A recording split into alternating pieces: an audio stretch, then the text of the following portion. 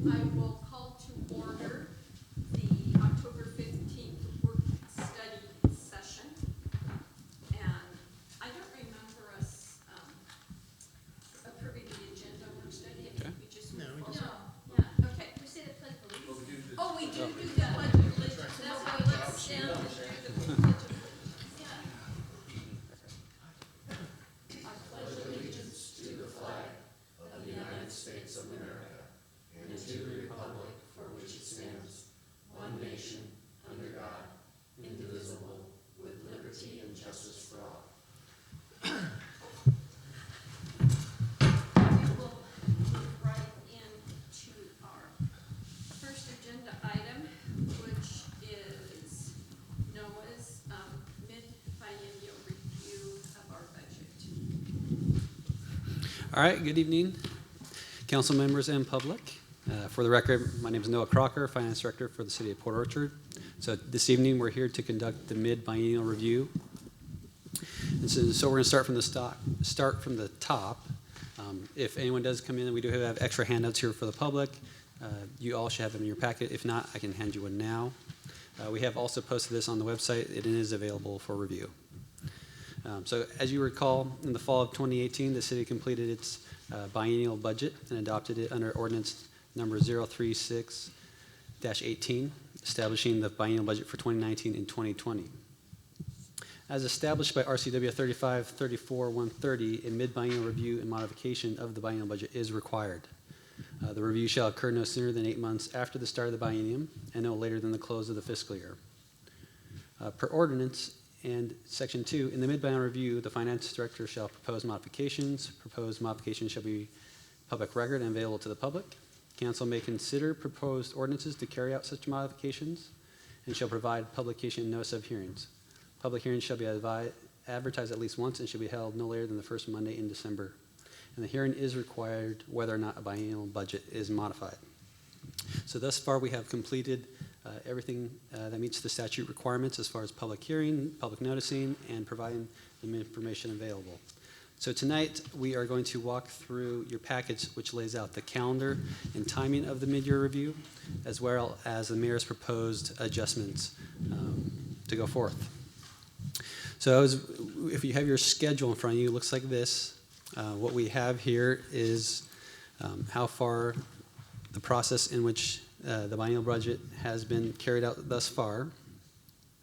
What you'll identify here is that the Finance Department has asked other departments to review their current budget, status reports during the month of September and respond to the mid-biennial review and modifications request. We asked the departments to focus on criteria for mid-year modifications to those that materially affect the budget in one of three ways. So first, we want them to focus on any significant changes that would reduce expenditures. We wanted to focus on major increases to current budgeted expenditures. And then we want them to discuss any modifications or requests for new mission-critical or unforeseen major expenditures.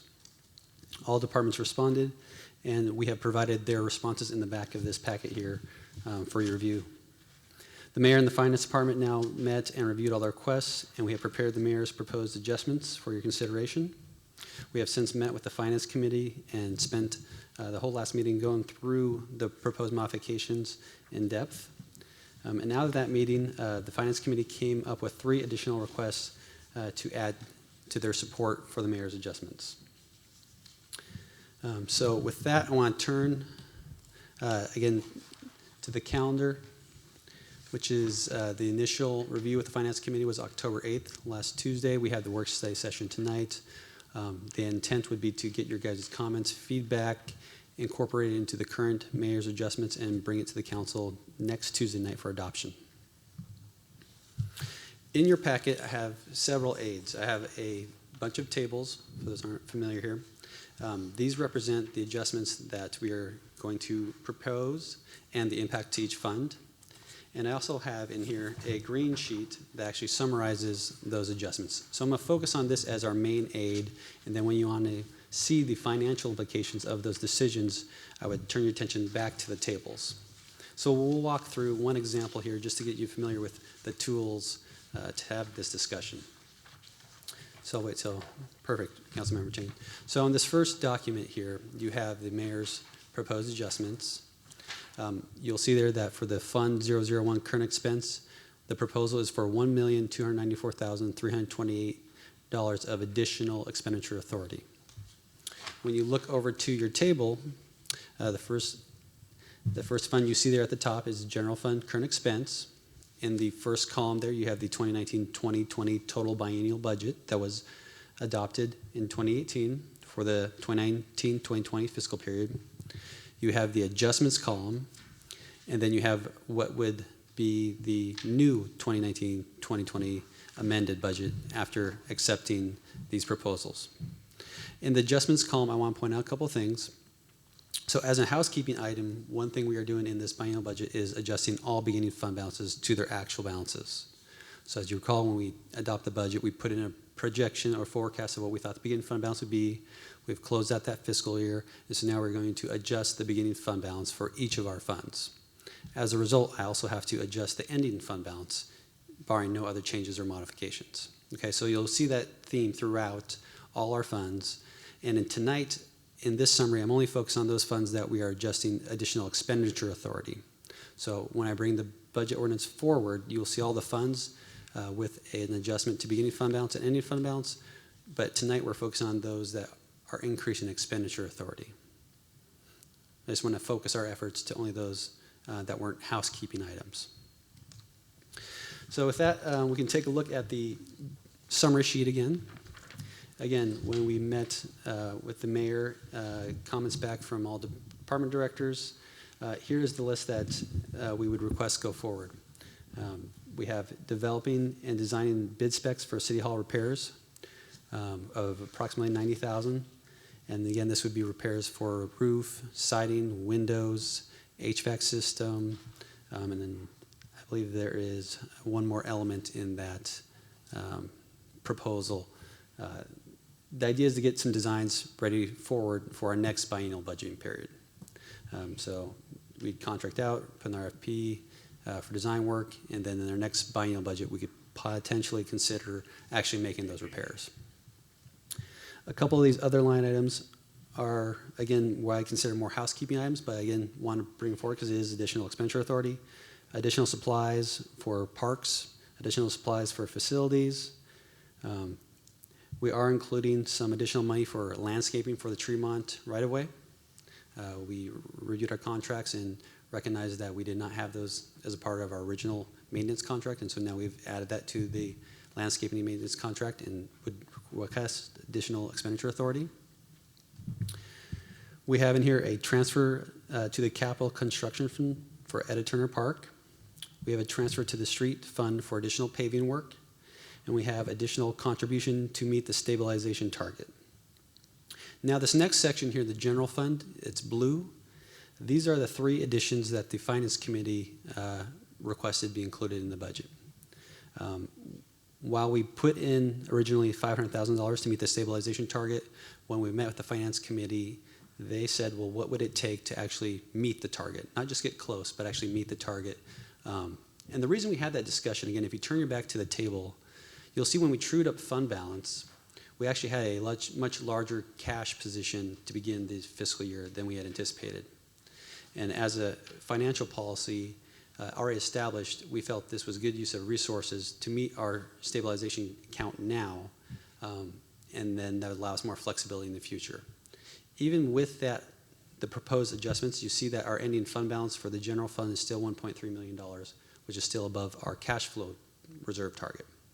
So in our financial policies, we actually have two reserve targets. We have a stabilization reserve target, which under this new additional proposal we would meet. And we also have a cash flow reserve target, which this is also satisfied. So from a financial perspective, this adjustment would meet two great financial policies that the city has already adopted. The second was an increase to our health district payment to $3 per capita. Again, the information is in the back of the packet for you to take home and review and think about. We are currently paying $1 per capita. All our sister cities are paying $3 per capita. And when the Finance Committee reviewed the data and they reviewed the benefits that the health districts provides to our city in comparison to the others, they felt it was right that we would take that step and at least be consistent with the other cities on a $1 per capita basis for our contributions to that district. The last piece that the Finance Committee recommended is that as a part of our early discussions in the budget, the court department had advocated for a new software IT system to be budgeted for this year that would help them go paperless and streamline their processes with the county. When we had those discussions early on in the budget process, we asked them to hold off and that we would bring this up as a part of the mid-year review. So we brought up as a part of the mid-year review. The county is not going forward with that change yet, but we anticipate it to come, and we have some estimates of anywhere near $100,000 of what it would cost the city of Port Orchard for its piece of that system. While the county's not going forward with that yet, the Finance Committee recommended and thought it made sense that we start saving some money aside for when we actually do make that conversion. And if you recall, the courts have purposely not filled a part-time position up there in anticipation of going to this new software system. So we felt it made good sense to capture the savings of them not hiring the employee and instead use that money and transfer it to the ENRR fund to be used for the acquisition when that time comes available. We thought it made good financial sense. We also thought it also solidified with the court that they are making good decisions on behalf of the city and they're not, quote, losing the money, but we are moving it for a future expense for their purposes. And I know the judge was thrilled about it, so I want to report that back to the Finance Committee. They were very thrilled about that, both the judge and his staff were. So I'm hoping the council also takes that forward. Do we want to talk about these items now or at the end to get any feedback? I would say let's take it a fund at a time. So Okay. let's touch on, again, all this stuff's going to be back, so you guys can take it home and digest. And again, I will be available for any questions over the coming week as well. But if there are specific questions that you guys have now, feel free to ask.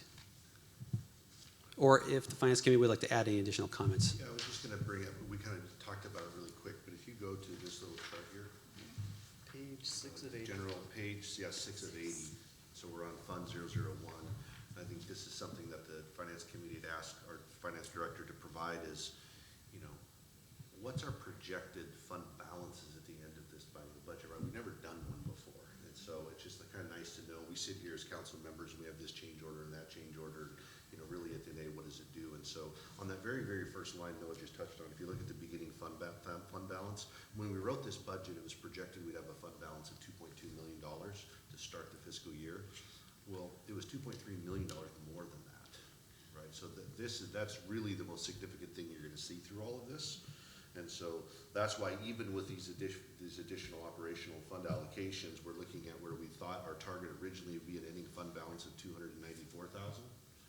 And now we're projected with what we know today to end at the end of that biennial budget of $1.342 million. And so that drove, I think, the mayor, staff, and then ultimately the Finance Committee last week to take a look at these 3 additional items, one of them being the stabilization fund. I think for those of you that have been on council longer than some of us, we had never fully funded that. We've been working on doing it, and we've just had an opportunity in a really good economy to have the surplus funds to actually fund that, and so it was our recommendation, let's just not go and spend that. Let's stock that away. It's the right thing to do. And so I know that Noah highlighted that too, knowing that we still have cash flow, meet those requirements, but also I think it feels really good to be able to show that fiscal responsibility and fully fund the stabilization. Beck, do you want to add anything to that? Yes, I will, because at the Finance Committee meeting, Councilman Gachardi spoke very supportive of fully funding the stabilization account. Councilman Ashby was a little more reserved on it. Not that I was opposed to it, I thought it was a good idea, but we have some projects that haven't been finalized yet. And we don't, such as Tremont and some of the other ones, and we're not sure what those ending numbers are going to be. So what I had offered was that we would commit to fully, funding it unless those adjustments don't allow us to, or would take us too low. I can't remember what you said. We would, Well, I think it's just good practice that you actually move that money and put it, you know, just to Right. bring it home, right? Put it in the savings account, right? The stability, Right. we can always pull it out, but I think by policy, the fact that we have an intentions of fully funding it, that there's, you know, right. there's And that something was the there when you go discussion. and do it. We We know the all- funds are still there. What we also realized, because that was one of our first discussions. Yep. And then it didn't take us but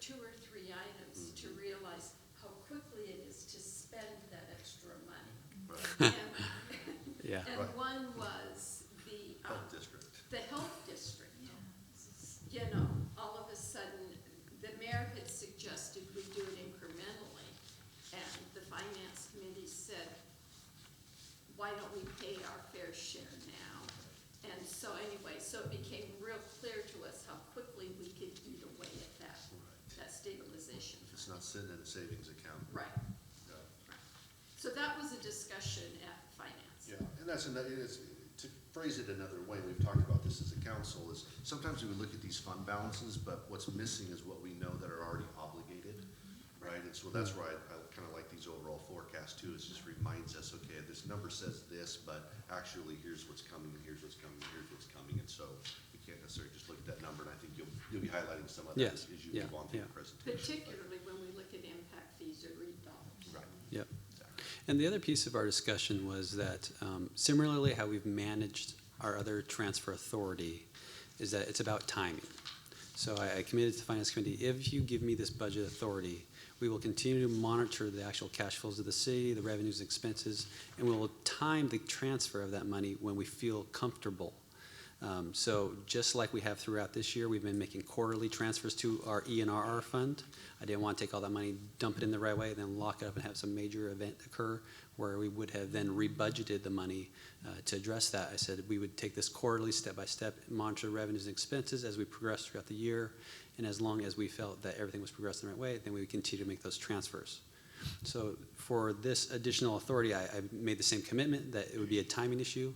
If you granted me the budget authority, I would wait, we'd monitor, and we kind of reflect this back again in June of 2020. How are we performing? How are revenues? How are expenses coming in? Do we feel comfortable to start making these transfers and actually move the money from general fund to the stabilization fund to then where it is actually locked down? So I think that speaks to what Ashby was saying as far as given the budget authority and then just managing this throughout the next year to ensure that nothing goes sideways on us financially on our revenues and expenses. But it does make sense to look at how it impacts the fund from budgeting, and it's committed at this point once you make that budget authority. Can you explain on this list where it says additional contribution 500,000 followed by the 266K under? So is it a total of 760 that's going to the state? Okay, Yes. it's not either Yep. or. No, Because it's a when total. from what you were saying, it sounded like you wanted 5, you wanted less, but it's actually the sum of both of those. Right. Correct, yeah. Finance brought forward 500, and then we discussed what Putting our even more than revenues were 500. like. Okay. And it's better to transfer when you can, because we may get a lean year and not be able to do that. And moving forward, if we don't have to dip into that stabilization fund, future budgets, I mean, we're gonna be putting $20,000 to $30,000 a year into this, not having to make up this massive delta. And so it's great that we're in the cast position to actually finally catch up. And then moving forward, we're not gonna have this burden to go, God, we're still, we're so far behind. Yeah. And then if I could just continue for a minute, if you go to page 17 of 80, this will speak to the health district payments. Yes. Noah, do you want to tackle that? Am I jumping ahead of you? No, you're fine. Okay. Yeah, go ahead. This is what the finance committee talked about. You can look here on this little graph on what all the different cities in the county are putting in annually per capita. And you can just see how we've been really underfunding the health district for a lot of years. So there was talks of ratcheting up a little bit, but when we looked at the overall for us to play more even with all of our sister cities and get it to that $3 amount, it was to the tune of $29,000, and that was the discussion that we had. Because this is something that really benefits all of us living in the county, because that, health district acts on our behalf as a city. I think it's really important, and to the committee, didn't feel fair that we were lagging so far behind. Because again, it's per capita, right, based on our population, it just seemed didn't seem equitable. So you're proposing to 3 per capita. Correct. So would that bring the red line up to the same level as Bainbridge and Paulsbo? Yes, it would. Okay, because currently it seems to be at 2. I mean, the red line on this particular chart. That's, For 2020, it seems to be 2, That's what they're requesting. which seems to be bigger than Bremerton. I mean, according to this chart, and I know it's just a chart and you can't see exactly, but, so it's just the per capita, it's not the total dollar amount. Do we really want, so what we're proposing is our 2020 would be as high as Paulsbo and And Bainbridge? Bainbridge. Okay, Would be the Yes. same. so it'd be up we here, go to okay. 3. Yep. Would that be higher than Bremerton's? Well, we don't For know what 2020, Bremerton's okay. proposing to do right now. Have you had any updates there? No, and I think because the mayor's is involved with these three cities, the goal of the health district is to get everyone to the $3 per capita. It looks like they're doing two. They did 2 in 19 where we were at 1, right? And so I think that what the health district is trying to do is to get all the cities to $3. This is a bad chart. This is really, yeah. Yeah. Is it a voluntary thing? I don't know, This it's is a very voluntary. odd organization. I said the same thing. I think it's very strange. Distribute is how it is set up right now? Do they give us less if we do Yes. 2 instead of 3? I mean, what Well, is the and then- incentive? And then if you look at that, the county's paying $7 per capita. Right, that's where I think the difference is. So I think is if we were to commit a little more, county may not have to fund the balance. Except the county is us, you know, so, I mean, we're paying whatever. But I wouldn't want to be above other cities. And we wouldn't. I think we have to ignore this chart, Yeah. just the way it appears. It's a big jump. Jay, do you have any thoughts on it? I think we should pay our fair share, and our fair share, if people are contributing 3. I do have, I agree with Cindy to a certain degree, okay, so what is the methodology for figuring out our fair share? But I don't have an issue right now of saying, paying what the other cities are paying. And it's not like this is a deal breaker, it's sustainable. Right, yeah. The amount's relatively small in the bucket of other things. It's just that, based on this chart, I also wanted to make sure that we're paying the same and not more than other cities. And that's what we're doing. Yeah. And some We've been under- a little bit more. Right, for years, we've been so far below, and I think the question would be why. Are we getting the same benefit of, do they have offices here in Port Orchard versus Paulsbo and, They don't have, I think they're only all in offices. Bremerton? Okay. So I mean, think of like restaurant inspections, right? That's who's overseeing that they go in twice a year to every Yeah. eating establishment and. And their Septic. early learning work is important too.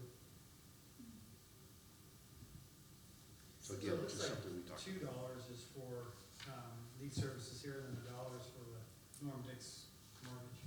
Oh, good point.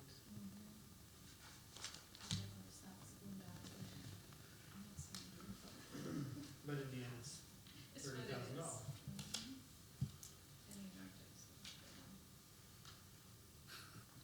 So do they own theirs? So they bought a floor of the Norm Dix Center. They're not renting it, okay.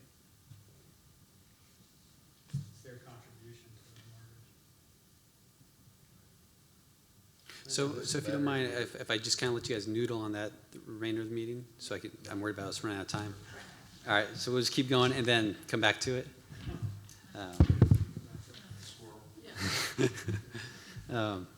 So moving on to the street fund, again, general fund was the most, I think, discussed appropriations. When we look at the street fund, what we see is there's some additional money that coming into that fund for additional street paving. And there's 2 specific projects identified in here of $270,000. There's additional tree removal. And then, although Mark Dorsey does not like the way I labeled this defund Lund Bridge, because there are actual other pieces of the Lund Bridge maintenance that we do. I did call it defund bridge. But what that really means is that we have a 6-year maintenance plan for our bridge, and we are not going to complete that work in 2020. Instead, that work is going to be completed in 2021. So we're actually moving that work out a year at the recommendation of our consultant.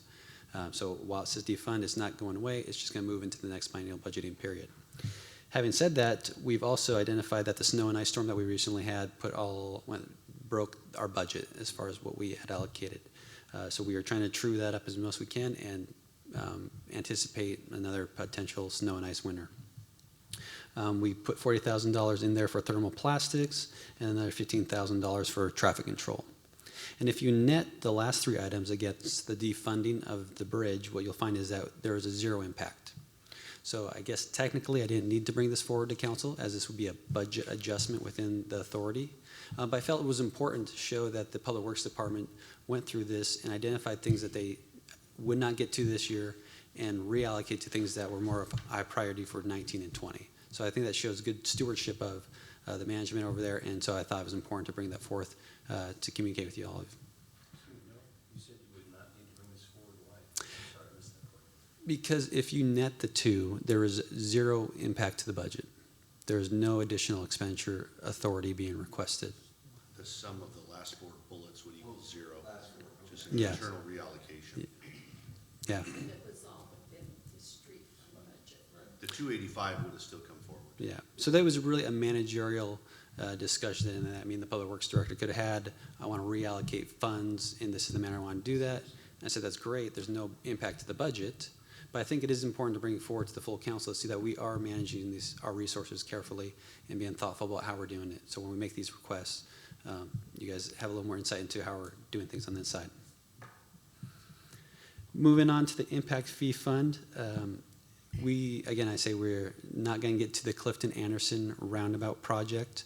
We had originally made a budget authority to transfer money out of the impact fee fund to our capital street construction fund. That project's just not going forward, so I'm going to, it's almost a housekeeping item. I'm going to defund that, put that money back in the impact fee fund, and unappropriate the expenditures on the capital side. What we will be doing instead is the retro McCormick Wood splash pad project.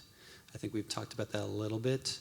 We anticipate that to go forward as a part of this water campus solution with McCormick Park and Bremerton. What is that project? I'm sorry, I don't recall. The recycled water, yeah. Retrofitting the water splash pad that we recycle the water and put in a treatment system to conserve water and reduce some costs. So we felt that was important. We're going to make transfers from that fund to our construction fund, so you'll see that later in the next fund. Did you have a question, comment? Well, I don't agree, but we don't have to discuss that, because I'm just wondering, what is the water bill or the amount of water that we aren't recycling if we were to capture it, because we don't know what it costs in the It's first my place. understanding, didn't the mayor, and I don't know Yeah. what this was for, Yeah. but the mayor said something in terms of $8,000 a month. 8,000 a month of water? Well, and then Yeah. beyond that, because we're utilizing the city of Bremerton's water as part of the negotiations Right. for this moratorium issue, they wanted that capacity back to their general source and not just being That's right, yeah, this project is a part, and I'll maybe let the Larger Nick amount. speak, is part of the solution Awful lot of to our houses. water issues. ERUs was It's like significant. 80 or something. Yeah, so there is a high cost, it was $10,000 to $15,000 per month, and then this retrofit is a solution, a part of this McCormick Woods water city issue. I don't know if you have any further thoughts on that, Nick? Okay. So we think it's a high priority project, we would advocate to go forward. Pay back into the 3 years, so Yep. makes sense. Plus besides the goodwill on it. Well, we looked at Well- that originally, but it wasn't the water issue it is now. And so this is kind of a change. Yeah, yeah, there was a lot of water going through that park this summer. Surprised some of us. So the next fund is on the back page. Residential equivalents or something? Was it 80? So yeah, it's pretty tough to swallow when we have a moratorium, but yeah, Oh, it yeah. was in 80. Anyway, move on. Well, the good news is it was well used. Last time I was out there, water was going, no kids on the splash pad. Button and run away. Button run away. So now we're moving on to the back page. So you got the capital construction fund. Again, you'll identify that we're just going to have additional expenditure authority for the splash pad, the Etta Turner Park. And we did identify that with the McCormick Park project as well as the Rockwell, we just did not budget enough expenditure authority for those projects for 2019. Some of that was a carryover of 2018, so we're truing those projects up as a part of the closeout. So we need additional $48,000 roughly to close out those projects. And then the last two items are things that were brought forth as a part of the department request, which is a video surveillance system. The police chief is bringing forward as a request with the support of the Public Works Department to put some cameras downstairs in the evidence lobby area, so we have security videotaping our evidence rooms and some other places around City Hall specifically for security purposes. The last item on that is the electronic key card system. One thing that we've noticed in the city is that we have a lot of keys, a lot of hard keys, and it makes it difficult when we have employees joining the city or leaving the city, capturing those keys, rekeying every door, There is an expense to that operationally, and we think it makes sense to look at going to an electronic key card system that we can better manage with software, technology, rather than hard keys. How about just combinations? Is that cheaper than key cards? Combinations. Yeah, you punch in a keypad. We have a couple keypads on some of the doors. I It's think not as secure. it's just not as secure. There's so many doors. Just tons of doors. So we did put some money in for this. I think we did get some information back that if this project were to go forward, maybe that's in the right ballpark, but we won't know until we actually request for some bids. So more to come, but that's the purpose of that, go electronic key card system for all city doors. Moving on to Fund 304, the budget adjustments in this particular fund are to help us catch up to where we're at with Tremont. This is not a true-up of the Tremont project yet. We're still working on closeout, still going through a number of things, but we did need additional expenditure authority to carry us forward into 1920. So when we set the budget, we had thought that we would have been further along in 2018. So some of those expenditures did not occur in 2018, and they got kicked to 2019. And as such, we're bumping up on our expenditure authority, and so I'm doing some budget adjustments here to give us additional expenditure authority to complete the closeout of the project. And then once we get to the closeout, we will actually come back and report on the whole Tremont project. The big expenditure here is also to recognize the fact that the city got a $1.3 million grant. I think we want to do that in a big way because that is a huge benefit to this project. Again, you see we're defunding Clifton Anderson, and then Bay Street pedestrian path number 3, again, was carryover from 2018. Activity expenses we didn't get to in 18, and then that we were billed from in 2019. So just truing up that project. So any questions on the governmental, operational, and construction funds? Okay. We'll keep moving on. So now we're moving on to our enterprise and operational funds. 401 and 403, we had budgeted to close those out. Those were our old structure of water sewer combined operations and water sewer combined capital. We did not budget enough expenditure authority to close those funds out once we trued up beginning fund balance. Again, all our funds, fund balance came in higher than we originally budgeted. So in order to true up those fund balances, I'm going for additional expenditure authority to make transfers from those specific funds to its corresponding water operations fund and its sewer operations funds and the sewer capital fund and the sewer water capital fund. This budget adjustment here will close out those funds. Fund 411 is our water operations fund. Here is another housekeeping agenda item. I had remarked in here that council has accepted all 3 of these contracts at a meeting this year. And so the $502,000 was additional expenditure authority for these 3 contracts that council has already approved, and we have proceeded. The discussion that we had with the finance committee and the council is how are we going to pay for this $502,000? So the answer is part of the money coming in from the transfer of the closure of Fund 401, we're transferring about $700,000. We're going to use $500,000 of that money to pay for these 3 expenditures. We had some other strategies, some other ideas, but we thought it made sense that since we had the funds coming in as a transfer, as a close out of the fund, it was the cleanest and most transparent way to fund these new appropriations. Moving on to the water capital, well 11 treatment and design, again, has become a big project for the city as a part of this water moratorium solution. This $300,000 is earmarked for the design of the treatment center. So it's not the full construction. We expect at this point it to cost anywhere about $6 million. So this is for the design, first step. Second step will be we'll have to solve the big construction issue. At this time, we do have the money available in our fund balance to cover the $300,000 estimated for design work.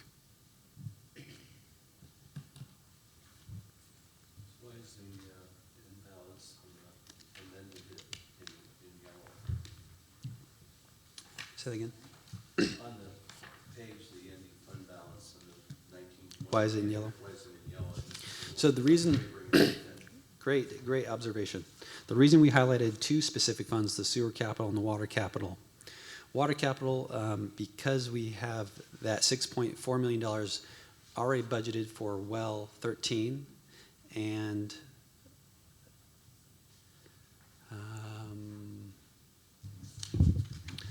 well 13 and well 9. That's what it is well 9 and well 13. So 2 projects, one, we're closing out well 9, well 13, it's underway. It's another $4.5 to $6 million project. We highlighted it because we wanted to demonstrate, A, we don't have enough money in the fund right now to do well 11. What we believe we have is enough money to close out well 13 and well 9 and do the design work for well 11. So it gets us moving forward, closes out a couple projects, but it is certainly not enough to completely fund the construction of well 11 or any other well projects at this time.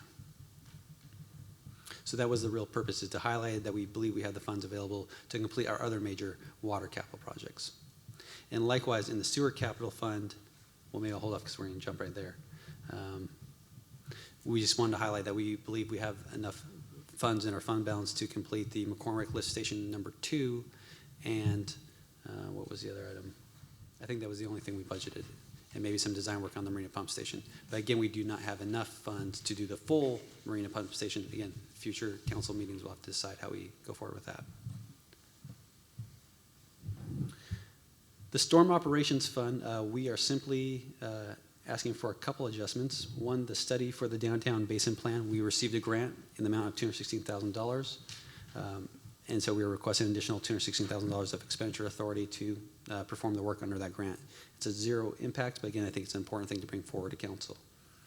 We are actually defunding some comp plan updates, some lab and NPDES updates, and instead they proposed that there would be additional catch basin cleaning needed.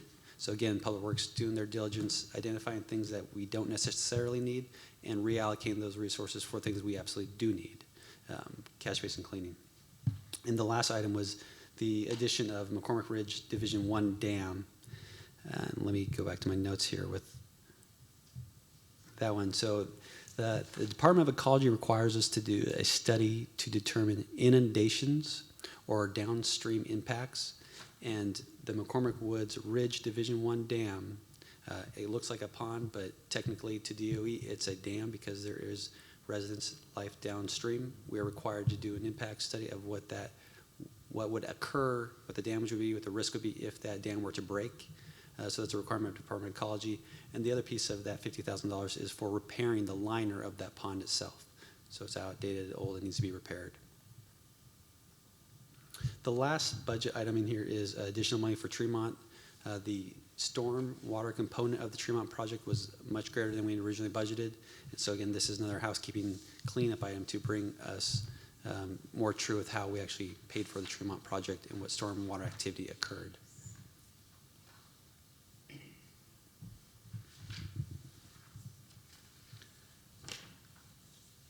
So I'm just taking a pause to let you digest that. If there's any questions on the proposed adjustments at this time and or the financial impact represented in the tables.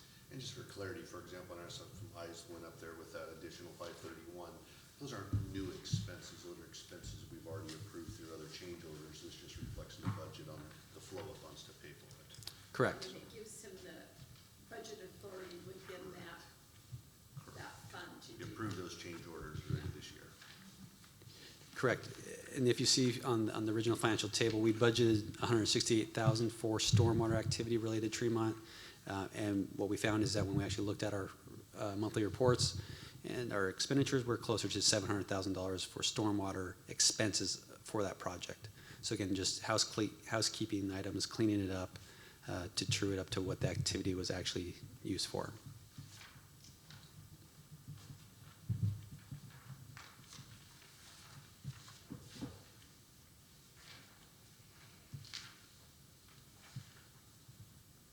So I want you guys to take this home, read it. If you have questions, feel free to give me a call. Happy to go into further detail on any of the adjustments being proposed. And again, when I bring forward the full budget amendment, you're going to see more funds than was identified in here because those funds are just going to be a beginning and ending fund true up, if you will.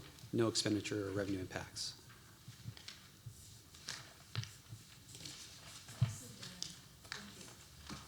And I would point out there's additional material in your packet that you'll want to study before it moves forward. You mean like pressing page 12?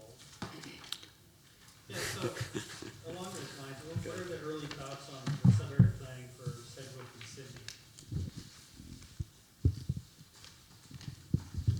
So Sedgwick and Sydney is in the current budget, if I'm not mistaken, correct, Noah? Right. And so we've already got a scope of work and a fee to do that work, to get some planning graphics help, and we're starting the public outreach process on that sub-area plan. I think there was another sub-area plan that was a Sedgwick, for the Sedgwick Bethel sub-area plan, which is currently unfunded.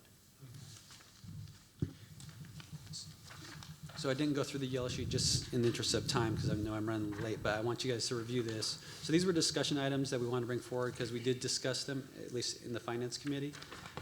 Some of them were items that was really more part of our communication. So for example, when you look at discussion items, as Nick has pointed out, we have, within our current budget authority, we're managing that project, so we're taking that forward.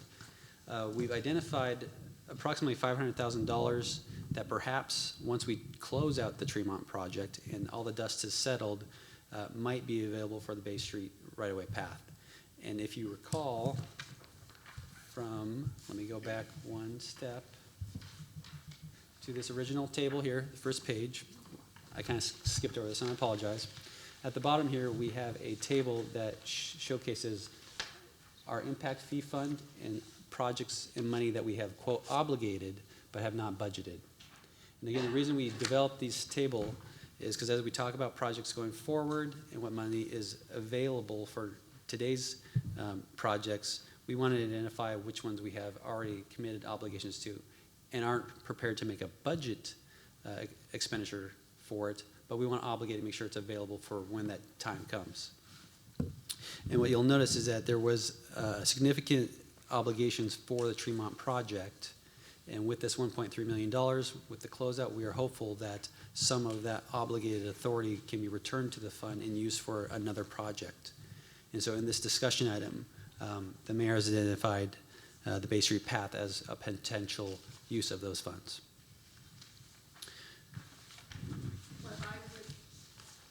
When I looked at that yellow sheet, Scott, that you're looking at, I thought that all of those items would be great topics for our retreat, and not to be included in this mid-biennial review.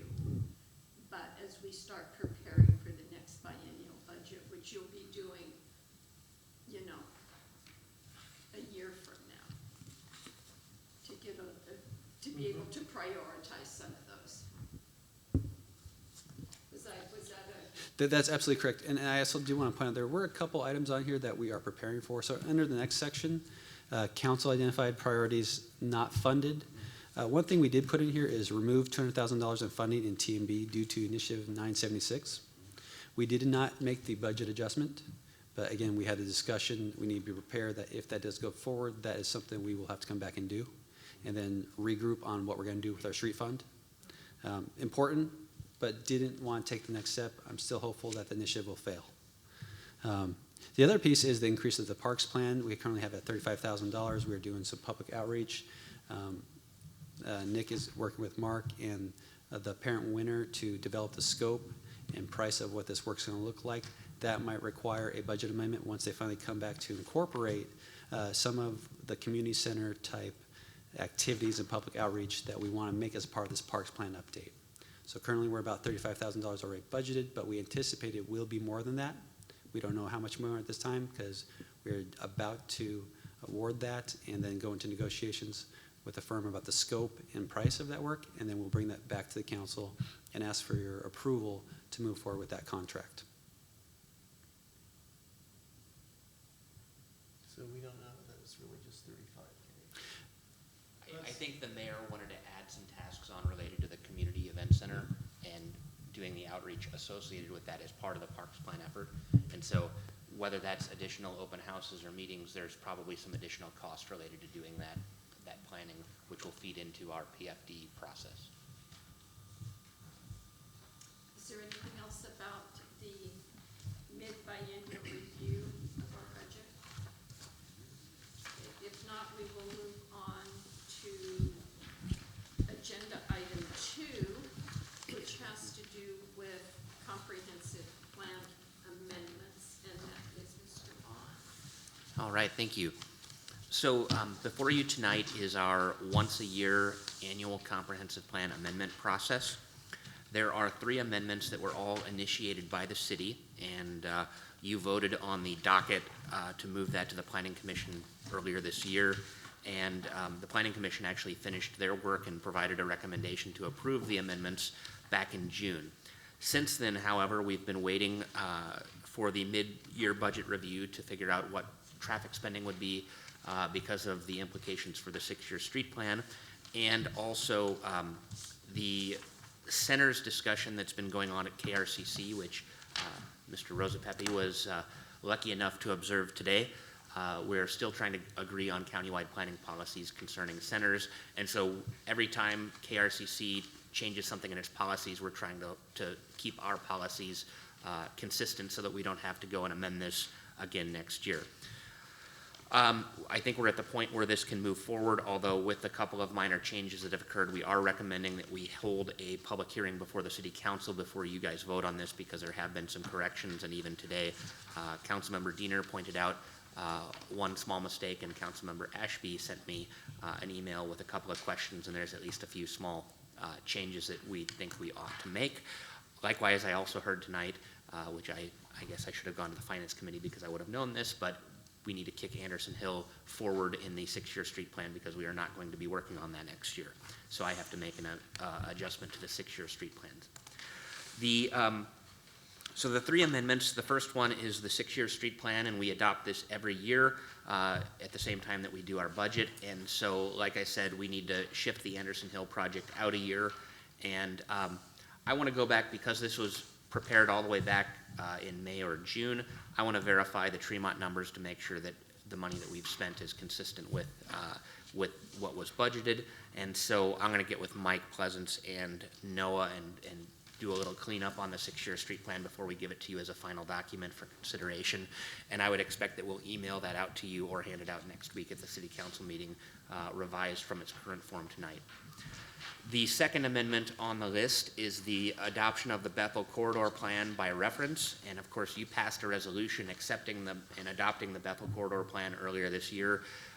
We're formally adding it to the list of plans adopted by reference in the comprehensive plan. And so no changes, it's just going to be an appendix to the comp plan. The big amendment for this year has to do with our centers policies for the city. And in your packet, you'll find a document from PSRC that was titled Regional Centers Framework Update, adopted March 22nd, 2018. And what this document came out of Vision 2040, and really it was the product of the region recognizing that everybody was trying to comply with the center's growth strategy of Vision 2040 differently, and they wanted to make sure that everybody was sort of playing by the same rules, because there were transportation funding implications associated with trying to encourage growth in centers. So in our existing comp plan, we had started to identify centers, and we identified the need to develop sub-area plans for each of them, but we used terminology that was different than what was in the centers framework.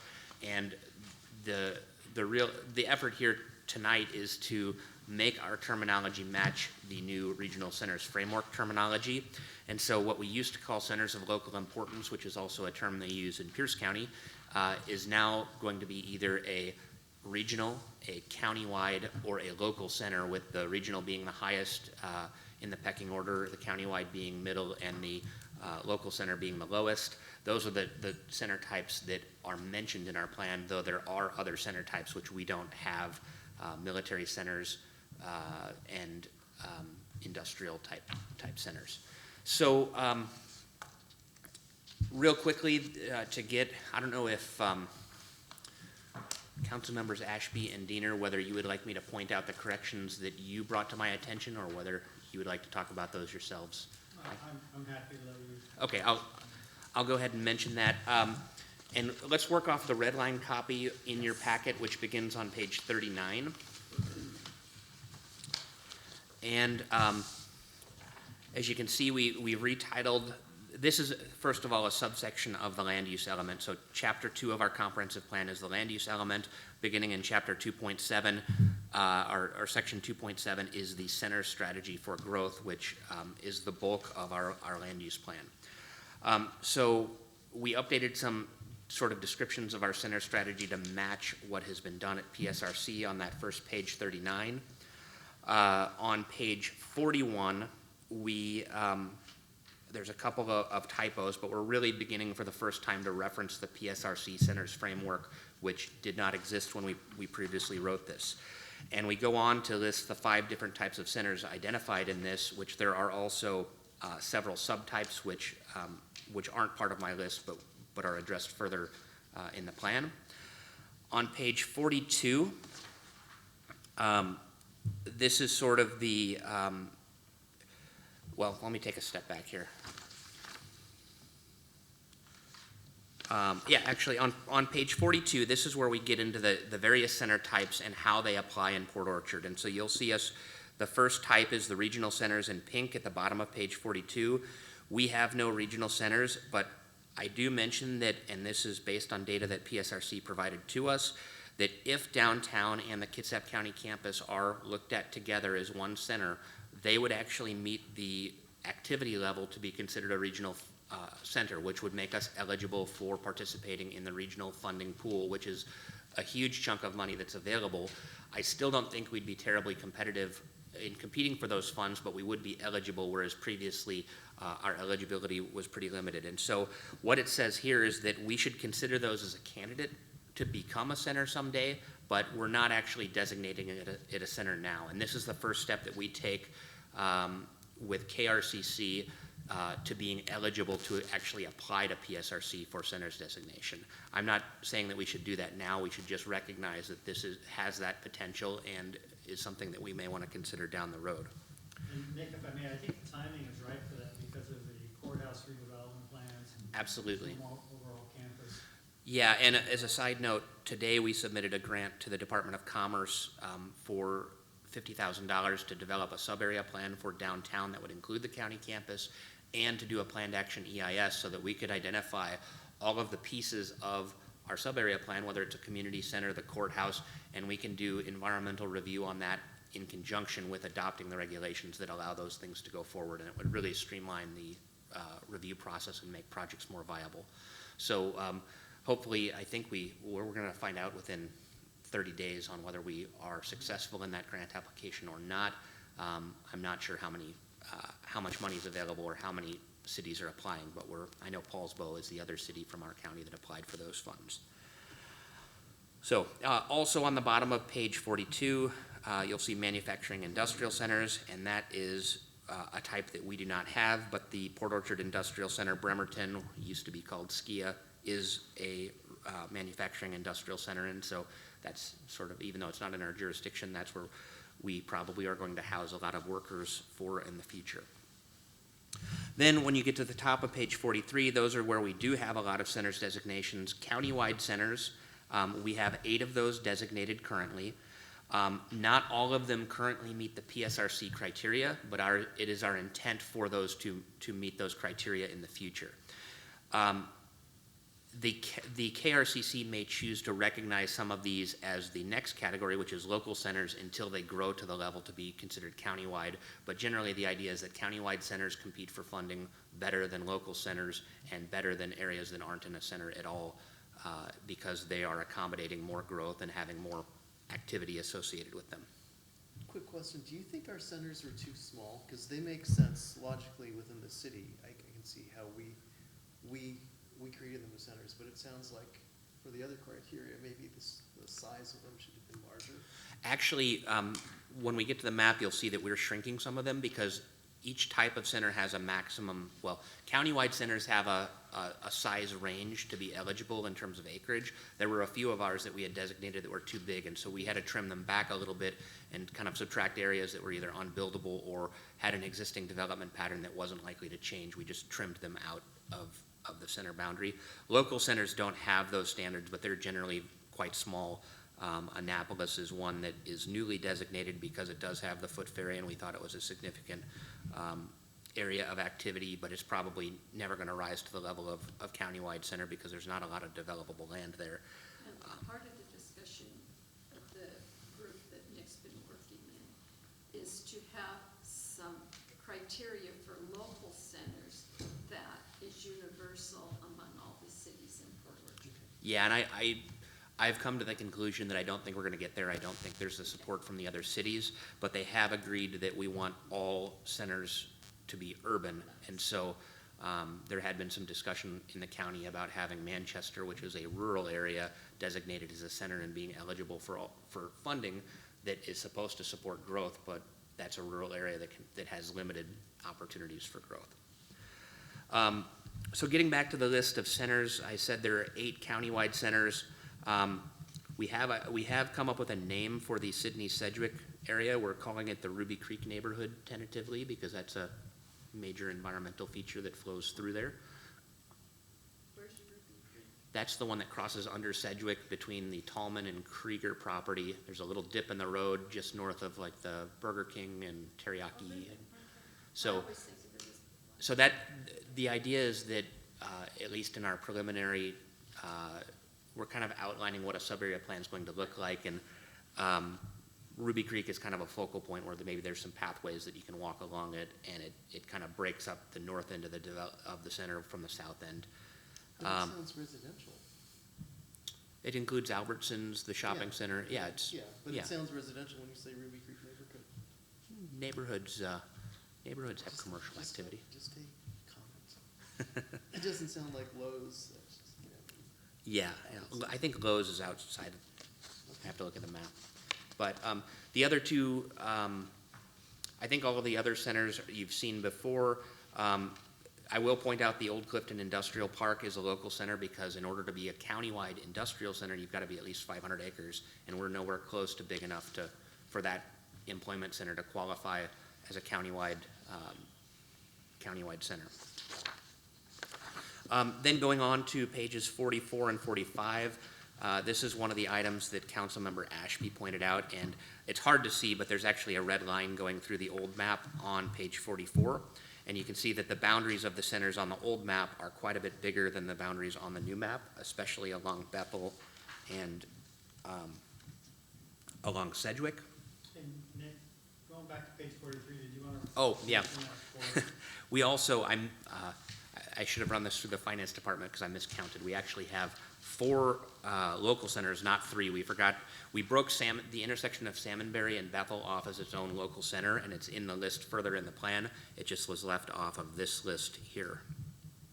So it's South Bethel and the, Yeah, and we may tweak the title of that. Sure. There's too many places in Port Orchard that don't have enough of an identity to have a name. I mean, we've got Safeway and Walmart, we've got Fred Meyer, but the neighborhood doesn't have an identity yet, and Ruby Creek is the first new name we've come up with, but we've got to work on some other names. Okay, moving on. My question that I brought up, because I did recognize that the maps didn't look the same. But when we look at Lower Mile Hill, Old Green, okay, that's tiny now. from when I looked at the larger map, it looked okay, but this one doesn't look to me like it includes the high school.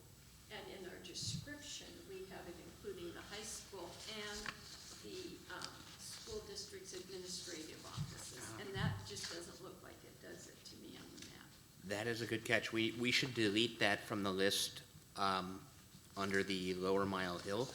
I'm actually thinking that if we are successful in getting the grant, we meet the level of activity units for the center, for a regional center for downtown and the county campus. It's a little bit too small an area, and I'm thinking that coming up Mitchell and taking in the high school helps us achieve the activity unit threshold required, and so it's possible that would get added to the downtown center. So these things are in flux, and Okay, as so we, that's, it would be 2.7.5.4 Lower Mile Hill. You would want to adjust those boundaries in. sure. Yeah, definitely. That is a good catch. that is a good catch. What page was the policy? 48?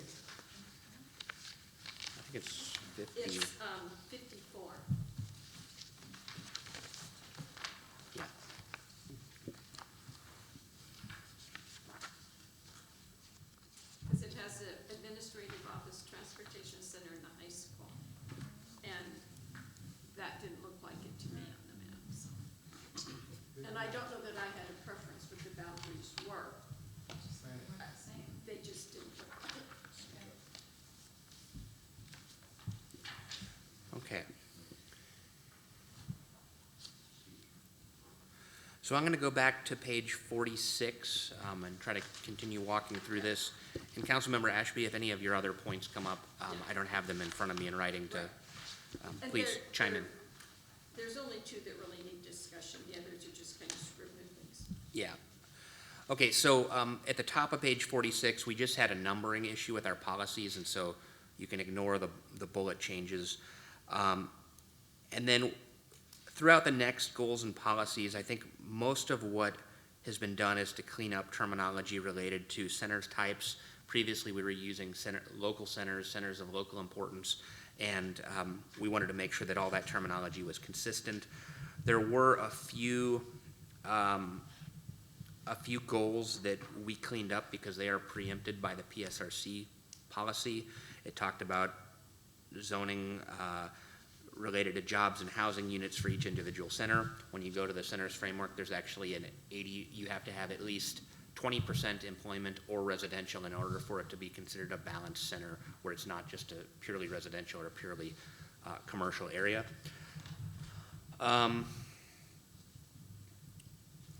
Moving on to page 48. This is where we get into the write-up concerning each individual center. And keep in mind, a lot of these are carryovers from old plans that have been adapted. The downtown Port Orchard chapter used to be the downtown overlay district that we had for years. And so it's continuing to evolve, and as soon as we write a sub-area plan, this would all go away and be replaced by that sub-area plan. But we did recognize that this could be combined with the county campus to become a regional center. And we,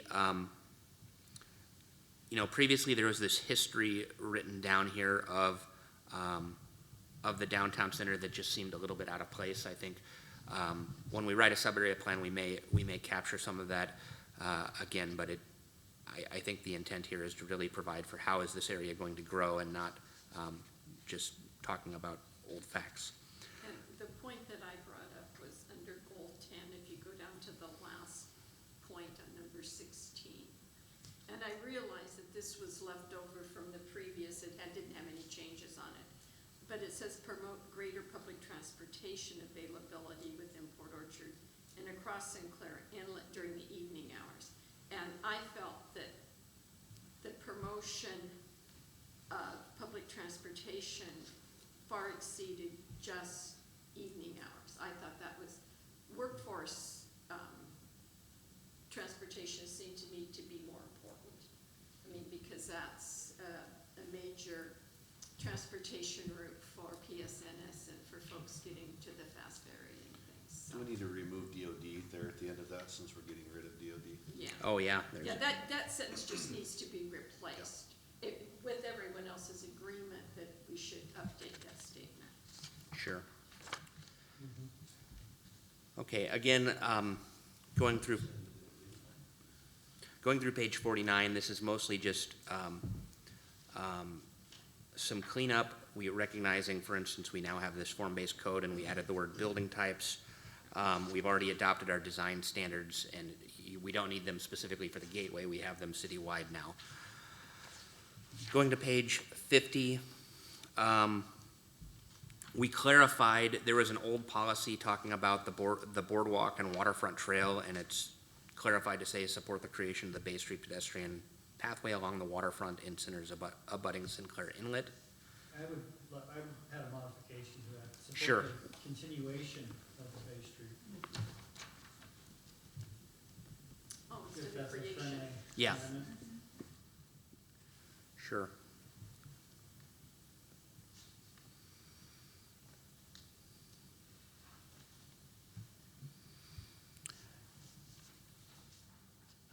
Councilmember Ashby also pointed out some references to group health, and that's now Kaiser Permanente when we get down to the Tremont Center. We're also calling that just the Tremont Countywide Center rather than the Medical Center, because it was intended to allow for other professional uses also. And then the other item I wanted to point out is that at the end of every center chapter now, I'm putting in the current data as of 2018. For instance, the Tremont Center measured 215 acres containing a certain number of residents and jobs, and how many activity units that equates to, because activity units are the criteria that PSRC is using to measure whether we're eligible as a certain type of center or not. And so Tremont, because it's 8 activity units, is qualified to be recognized as a countywide center. Anything under 8 is only a local center until it grows a little bit more.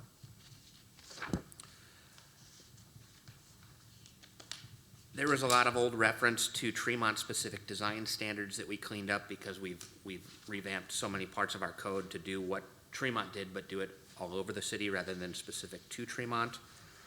And then again, the county campus and all the other centers, we mostly just changed the name, the center type, and added the description of jobs and residential housing. Except where the boundaries, if the boundaries changed and we're trying to describe the general area that is that a center consists of, we had to delete some terms, especially anything along Bethel, because we created this new Salmonberry local center. They no longer went all the way to Salmonberry, and so we had to clean up the language to make sure we described it correctly. Although we obviously missed the Bethel South references to the the Lower Mile Hill references to the high school. Finally, as we mentioned, the Bethel South Local Center, I don't know whether they call that the Salmonberry Local Center. That might be a more accurate way of recognizing where that is. That has been added to the list of centers here, but it wasn't in the list at the beginning of the section. And so that's really it. There's still a lot of work to do on our center's planning in the future, but this at least gets our terminology straight. And at this time, I believe we have 4 out of our 8 countywide centers currently meet the countywide designation. The Sidney, Sedgwick, Ruby Creek neighborhood is close, but not quite there. I think it's at 5 activity units per acre.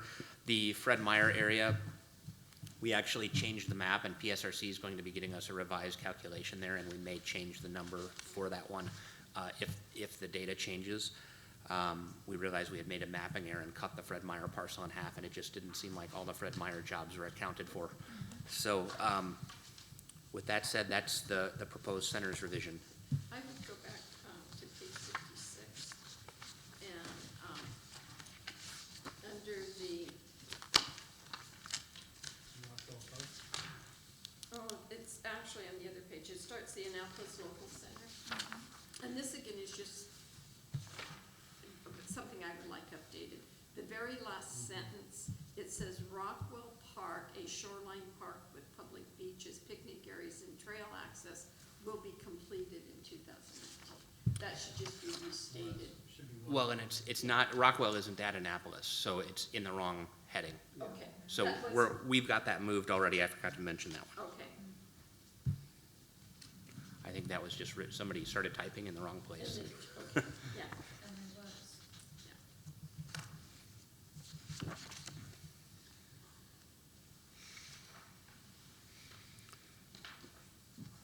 So I guess that the good news is that KRCC should be voting early next year on amendments to the countywide planning policies to establish the new centers policy.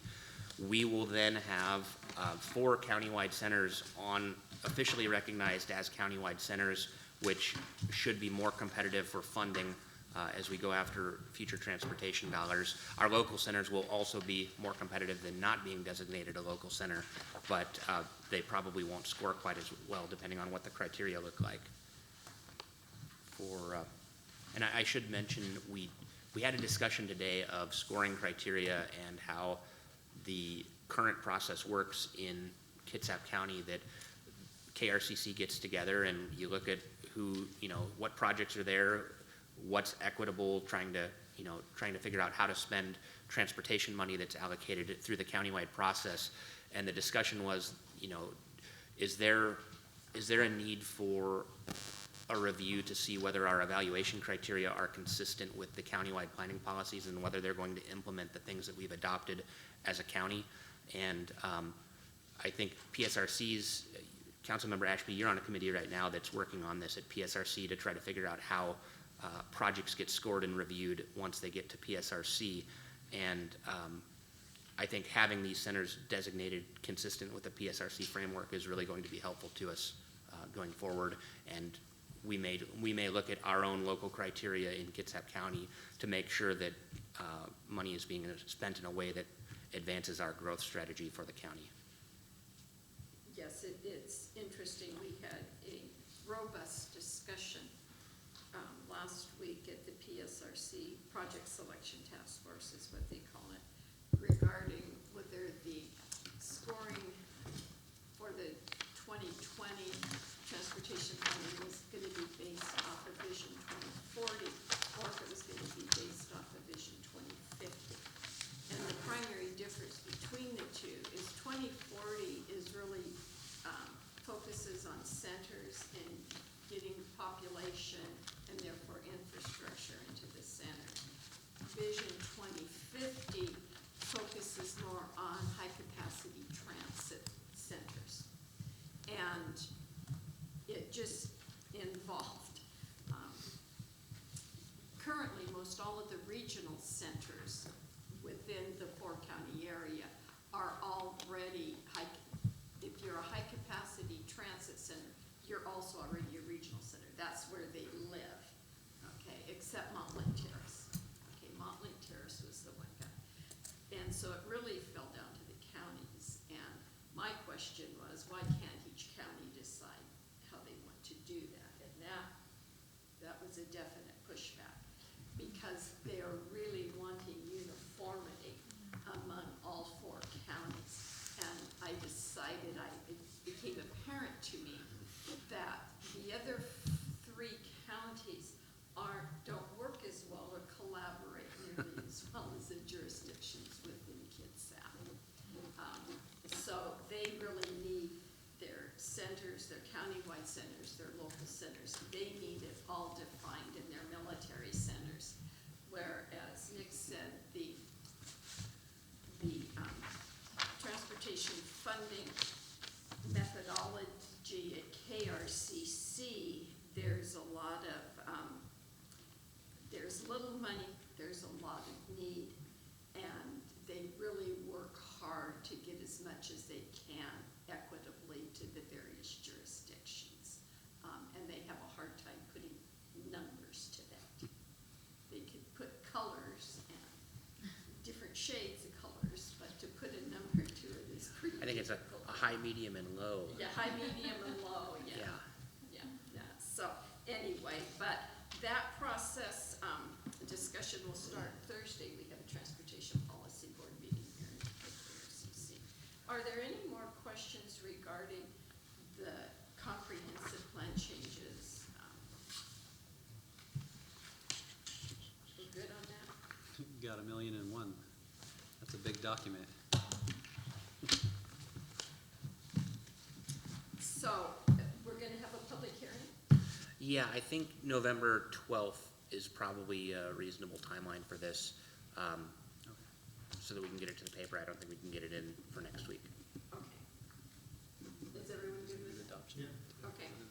And Yeah. then we will go on to our LTAC funding recommendations, and that's Councilor Rosepel. So for brevity's sake, we met twice. The first meeting was to hear the proposals. We heard proposals from Mustang Thunder Bay, from the Chamber of Commerce, Porter Bay Street Association, Sydney Museum, Saints for the Cruise, the city for Sunday Ferry Service, Fathoms of Fun, and I always get it wrong, Visit Kitsap. All came in. We did not get one this year from the Jingle Bell Run, so we were a little surprised that there. The committee was made up of Keith Wishness from the Saints, Chan Park from Comfort Inn, Jack Edwards from, I want to say 6 Day? Days in. Days in, yeah. And Matt Murphy from the Chamber. I facilitated, and Brandy was there to keep me out of trouble. We had per the recommendation and approval of the council, we had a budget of 100,000. We stayed within the budget on that. We didn't hold any reserve back for any new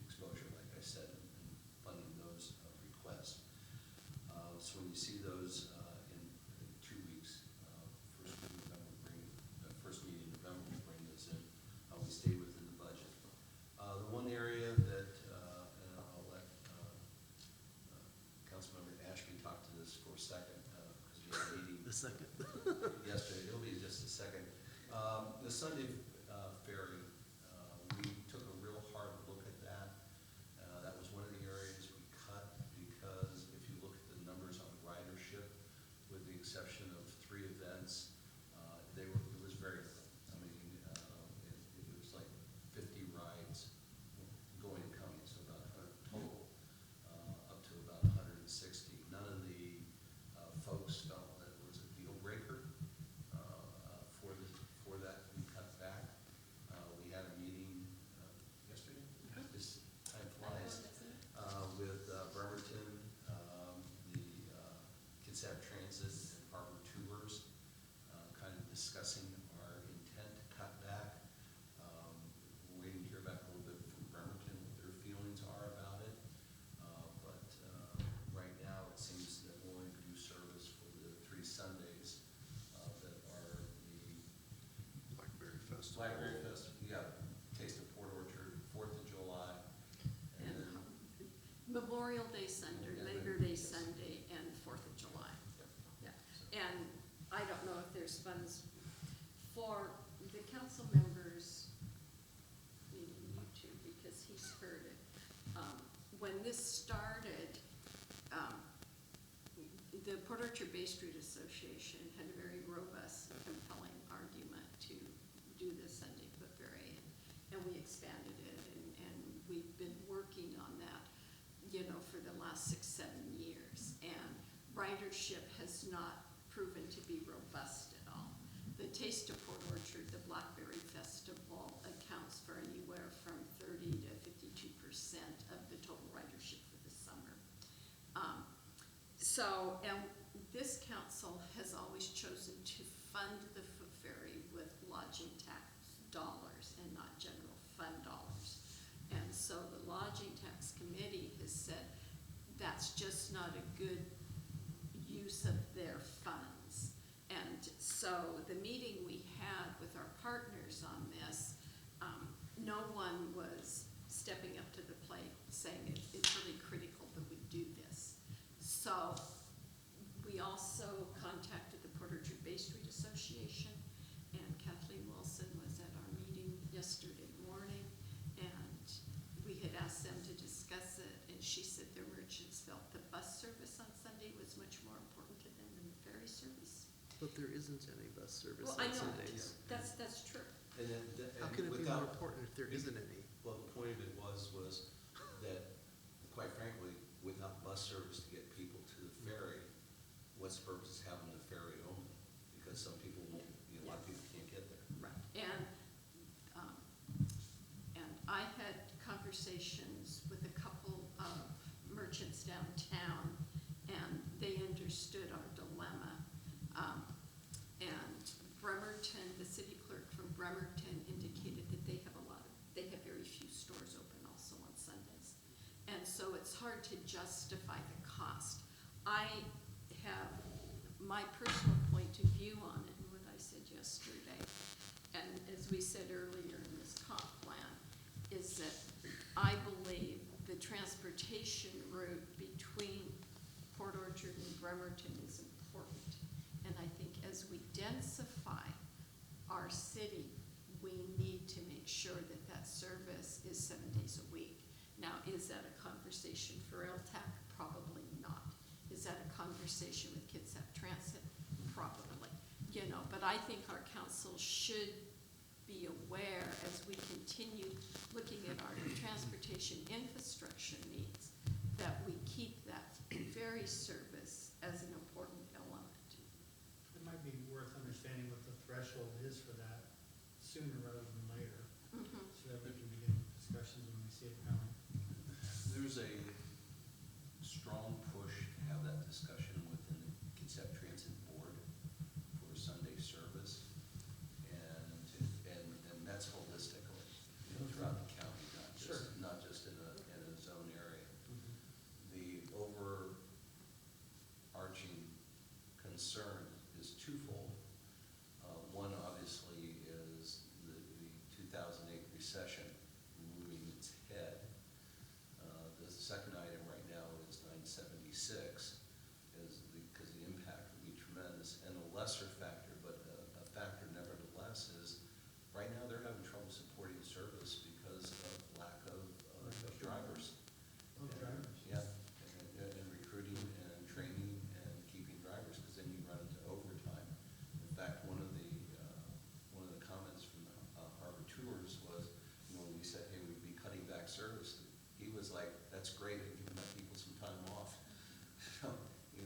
kind of, it's where we're at with the, 3.5, 3.6 unemployment. So, but it is an item for discussion, just going into this year, this is where we're at. Yeah, and that's kind of a separate discussion than the LTAC funds. But, That was the highlights. right, that was the highlights. And if I would like to add an agenda item, Can I just ask? Sure. So, where are we at with LTAC funds this year as far as, will there be any kind of balance? Well, because we changed kind of how we, did our accounting for it, it's kind of, we will at the end of the year, we think there's gonna, the reserve will be fairly, I don't wanna use the word robust, thank you, I didn't wanna say significant. And so that will allow us to see if we wanna go with that philosophy, is our reserves at the end is now our budget, for going into next year. So right now, we're tracking pretty well on sales, Yeah. on Yeah, sales we're doing tax well. and lodging tax. Yep. But we weren't at the point where, nobody on the committee was at the point, like, remember last year when we were let's spend more? Nobody was there that year, this year. We're very, very comfortable with the 100,000, and hope that the council will take a look at how we want to disperse going into 21 and 22. Fair enough? Yeah. Okay. I guess, I just wanted to add that I am just surprised at the difference in the dip in funding for the ferry service. I would prefer it to be general fund, but we know that discussion's never quite come up. right, it's not come up, and it was something that we needed to bring forward. We needed to kind of know what the level of service would be, what the cost would be, and we needed to go in and talk to our finance director about that. LTAC would love the ferry service to be funded out of the general fund. Well, of course they But, would. Obviously, but I'm just saying this, but this is, they're comfortable where we're at. Do they feel that they're predominantly funding exposure versus events? Because like Fathoms is pretty events heavy. It is, but, they really looked for where was the bang for the buck in exposure, and they acknowledge Fathoms of fun, but felt that other things were more important. Oh, no, I think Fathoms actually got the most of all the applicants. The agenda item I would like to bring up, because Scott and Jay and I were gonna stop and talk about it, but if we can make it a quick broader council discussion, I think that would be good. And what we're talking about is our single-use plastic bag education, our outreach. And the county has been doing a good job of outreach, but in one email that they sent to us, Chris Piercy, who's appeared before us, is they had listed 10 major employers or retailers that they had gone to, and it did not include like our Bi-Mart or Grocery outlet. a grocery outlet or McClendon's Hardware. It didn't have Lowe's on there. I mean, there were some major retailers. And what I had been promoting is the council or staff or the mayor, whoever it is, to make an in-person public relations meet with our major employers or our major retailers. And I think when I counted it, I counted 12, and it seemed like a reasonable thing to do. And so the three of us were willing to do that. We were gonna get flyers. We have also have heard that putting 2 different flyers. One is to the business, saying this is basically what the rules are, what the expectation of the businesses is. And then there's one for the citizens. And the citizen one, we would like to see the flyer maybe in windows or point of sale, and we would offer these flyers to so all of that seemed manageable to us until I found out yesterday or today that restaurants are included. And now we've got, Well, one of our earliest versions of that Did- ordinance didn't have them included. right, I reread it and I'm thinking they're not included. no, Carrie had emails back and forth today with Chris Piercy. Oh,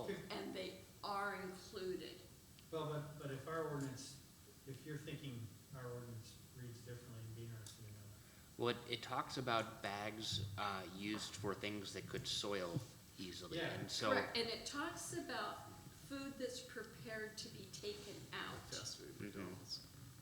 So, anyway, the response from Chris was restaurants are included. So, this little exercise that we were willing to do to make personal contact with, coming from a for-profit background, these are your best customers. These are who you wanna Okay. shake their hands and make contact Yeah, with. there were some exceptions to that. Right. Damp foods, liquid foods. Right, and so now all of a sudden, when you've got all the restaurants out there, that's a much bigger deal for us to make personal contact But with. I guess I would ask, have we actually looked at our ordinance to see if it is? Yes, I did. I sent an email, it had, there's one section that talks about, takeout food. I got it out right now, yeah. And then there's one, they're not included in the exemption section. Huh. So are you talking about public contact in addition to Food, your? food from retail establishments. It's under the definitions. Are you in definitions? Definition, carry-out bag.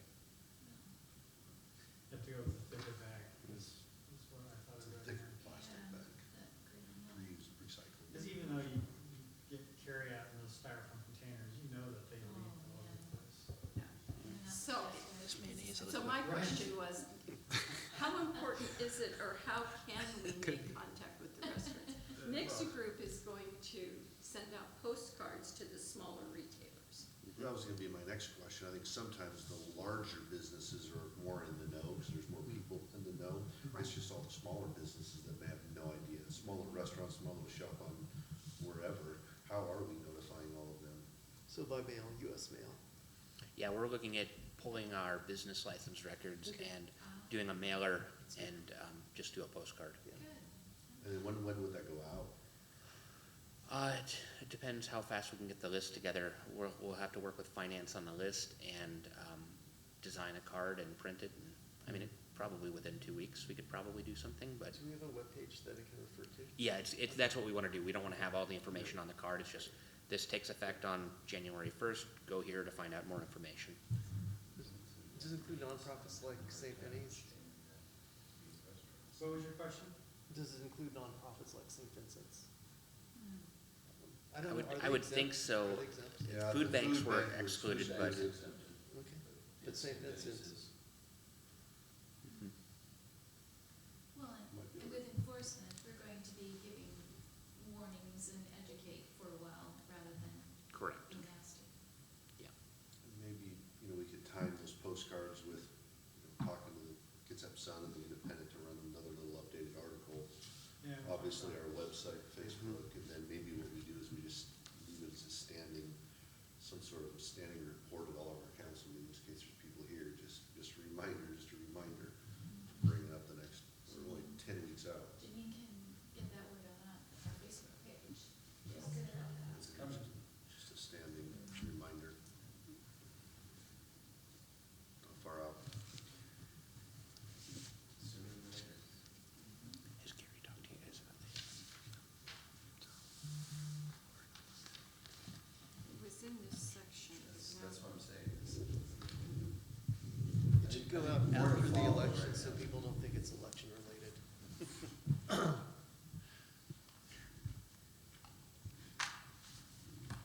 It doesn't sound like it'll get out before the elections. Well, when surveying other jurisdictions, what we were doing some months ago, timing was everything, is what I heard from some of those jurisdictions. And this part of the year is one of the worst parts of the year to start.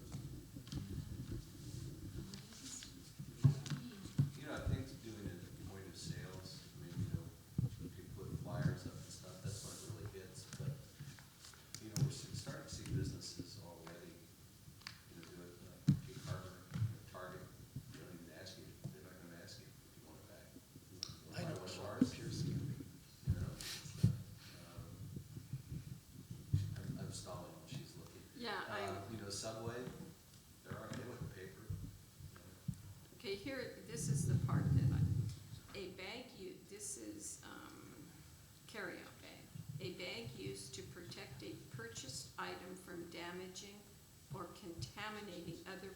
miscellaneous items when placed in a recyclable paper bag or reusable bag, such as prepared takeout foods or prepared liquids intended for consumption away from the retail establishment. So that would be takeout foods. McDonald's does paper now anyways. They've been doing paper. Yeah. Let's take it. Inert plastic. So anyway, it presented an issue to me that seemed bigger than we were willing to take on. But I also think that it's important for the city to not rely 100% on the county. So the county's mailing something too, probably. Yeah, and they're gonna be doing something, I think, at the chamber. We offered flyers to the chamber and POBSA to get out to their merchants, and we agreed on sending the postcards. And I think we can still meet with our major people, our major retailers. But my question became the restaurants. You know, how do we? And was there anything in that ordinance about non-compliance? I mean, are we gonna charge them or throw them in jail, or what are we doing? It wasn't, and the general feeling was that, It's complaint driven. it's complaint driven. Yeah, our code enforcement officer is busy enough. Yes, that's gonna be. Well, the big discussion was that a certain member of the community, esteemed member of the community, who stands about 4'6", and runs the shop down here, probably will not be charging anybody, because she will not be charging anybody. I mean, we would be arresting her, and stuff. So, yeah, we're trying to encourage people to move to more environmentally friendly, and so doing it the right way instead of cheaper. I don't think the handcuffs go that small. No. Okay.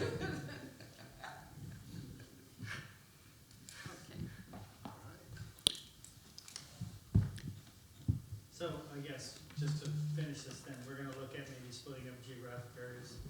Yeah, Okay. yeah. We'll split up geographic areas and figure out what we want to do with restaurants. If we just want to, you could easily just hand deliver a flyer and just leave it at the front desk. You know, you don't necessarily have to. Yeah, and if we could get some support from the city and maybe looking at, I don't know if we need full-size flyers, but something that's a little smaller, takes up less counter space, might last longer. Putting up something like this down on the counters, Right. for some places that they don't have counter room, so something small. Yeah, I mean, we can print on cardstock or Yeah. something. Something small. Is there anything else for the good of? Yes, actually, before we adjourn, I just want to circle back on the budget amendment. So coming next Tuesday, I'll bring forward the ordinance. So I was hoping to get some direction from you guys tonight, if you're going to be supportive, or if there's anything that's glaring in what we talked about earlier that you want to address tonight. Again, happy to let you guys kind of continue to noodle on this and present questions, but I also want to be prepared to bring forth the ordinance in the staff report next week. And so forth, that's the direction I'm headed at this point. I have no alterations. I thought you Okay. answered the question. Yeah. Okay, good, perfect. A couple other things I didn't want to surprise you, because next Tuesday is going to be a big night. We have a public hearing on the property tax or revenue sources hearing. We'll have a public hearing on the mid-biennial review. I'll bring forward an ordinance to adopt the property tax increase, as well as an ordinance for the mid-biennial review. I'm also planning on bringing an ordinance forward to add the additional IT FTE that we've discussed at the last meeting. We've kind of discussed this over the last previous months. So I'm bringing that ordinance forward. I plan on bringing an ordinance forward for a cost of living adjustment for non-union representatives. The city has a practice of providing a COLA in the amount equal to the same as the Public Works Teamsters to their non-reps. All the other employees that are representative, there is no action required. We will just institute the contracts and carry that forward. It's only the non-reps that the city has a practice of giving them an equal COLA. So I bring that forward next Tuesday as well at 2.3%, consistent with the CPI adjustment and all the other contracts. I just want to make you aware of that, make sure there's no concerns with that.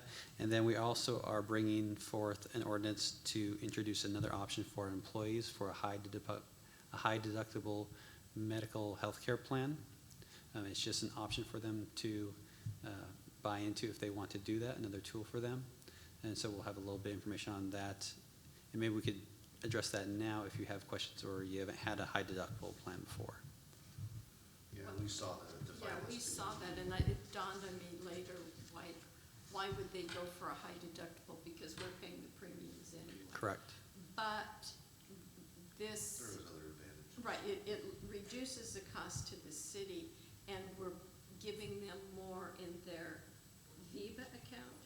Correct. Yeah, so the proposal is with a high deductible medical plan, the employee no longer has a monthly premium. The employer's monthly premium goes down.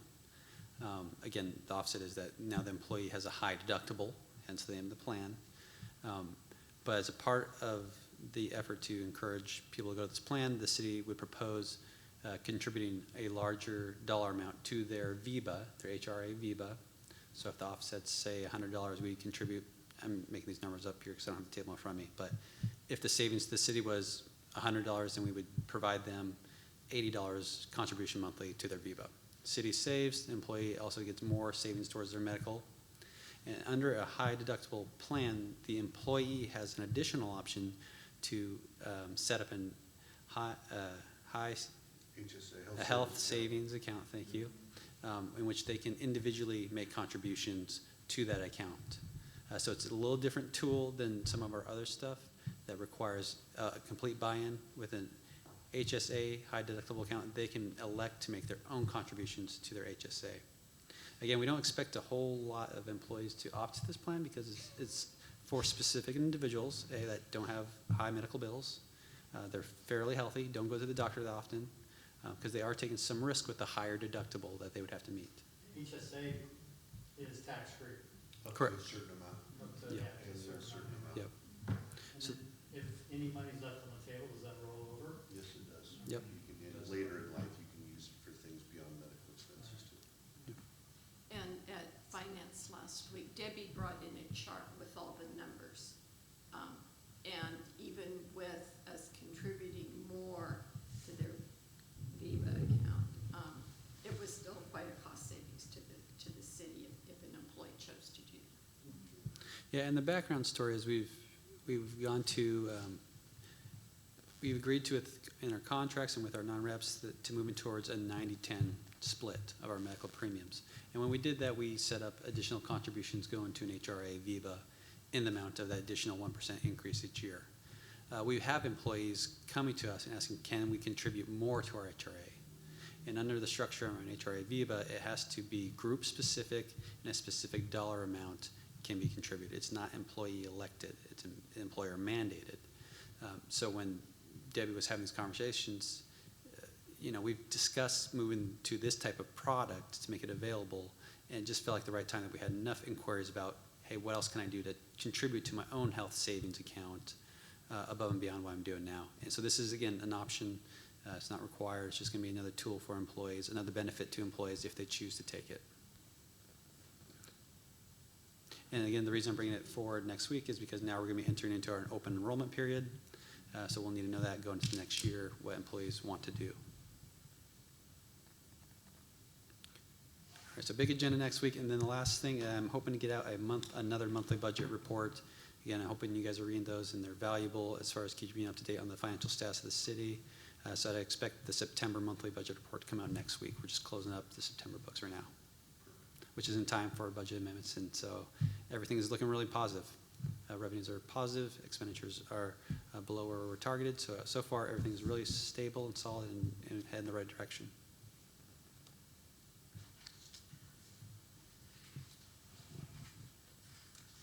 If there's nothing else, we will be